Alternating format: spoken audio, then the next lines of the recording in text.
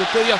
ادي العرضيه اتعملت على طول واخرج خاطئ رقم 14 بدري. شوف فرحه جمهور الاهلي اللي بالنسبه لجمهوره جزء لا يتجزأ من، وبالتالي حبهم للفريق غير مشروط.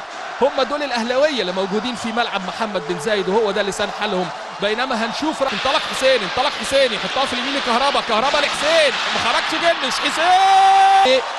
2 مودرن فيوتشر لا شيء. النادي الاهلي بوابه الفرح ان صعد على منصه التتويج الى مسجل الهدف الثاني امام مودرن فيوتشر المستسلم. ادي حسين اللاعب كريم فؤاد. ادي مصطفى، حسدت مصطفى ربما في صالح اللقاء. نشوف ربع ساعه مختلفه.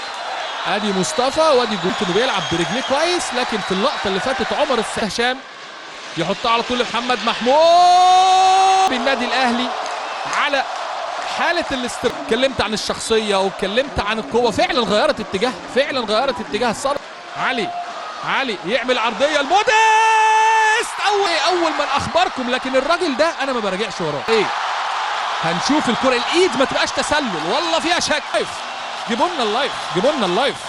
يسجل والاهلي مجددا ينبض جمهوره بالوانه الحمراء. اللي يعيش وارث يتجدد وروح ينبض. وادي كريم فؤاد. كريم ضغط على جوزيف جوناثان بمجهود فردي رائع، والاهلي حيث يكتب الاصامه بن زايد.